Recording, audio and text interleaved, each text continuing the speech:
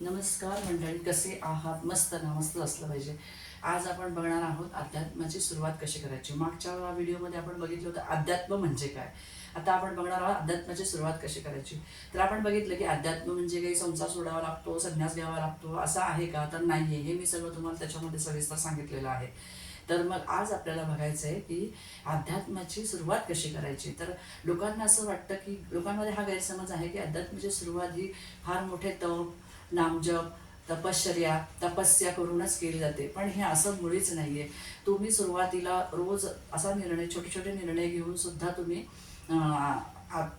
आपल्या अध्ययनाची सुरुवात करू शकता.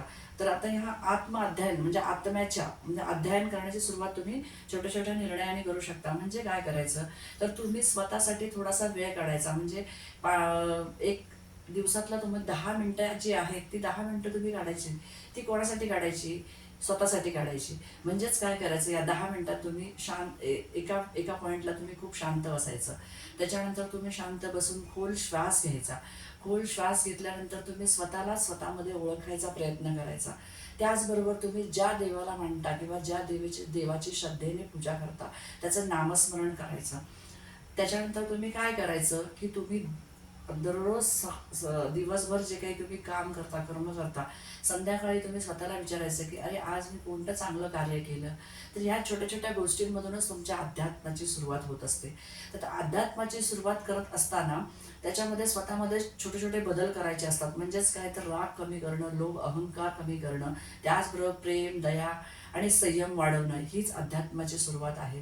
त्याचबरोबर तुम्हाला हेही याच्यामध्ये तुम्ही करू शकता की सुरुवातीलाच खूप वेळ देऊन नामस्मरण करणं, जप करणं, हे असं करणं फार गरजेचं नाही आहे. तुम्ही त्याच्यामध्ये रोज थोडे थोडे एक 10 मिनिटं स्वतःसाठी किंवा देवासाठी नामस्मरणासाठी दिले तरी खूप झाले. आणि याच्यामध्ये फक्त सातत्य ठेवणं, दररोज हा नियम पाळणं म्हणजेच अध्यात्माची सुरुवात करणं.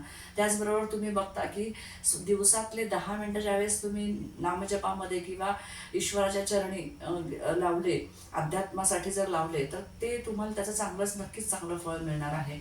तर एवढं या सगळ्या व्हिडिओच्या माध्यमातून अध्यात्माची सुरुवात कशी करायची. अध्यात्माची सुरुवात करायला फार मोठं काही लागतं का? तर अजिबात नाही. स्वतःच्या मनाची तयारी असणं हे फार गरजेची गोष्ट आहे. आणि याच्यामधूनच तुमचा अध्यात्म कसं करावं याचा प्रवास सुरू होतो आणि हळूहळू तुमच्यामध्ये सुधारणा होत जाते. आणि तुम्ही स्वतःमध्ये ओळखू लागता की आपली सुद्धा आपल्यामध्ये खूप चांगल्या प्रकारचे बदल झालेले आहेत. तर मला तुम्हाला या व्हिडिओच्या माध्यमातून एवढंच सांगायचं होतं की अध्यात्माची सुरुवात कशी करायची. आणि त्याच्यासाठी खूप असं काही मोठं करावं लागतं का? तर नाही.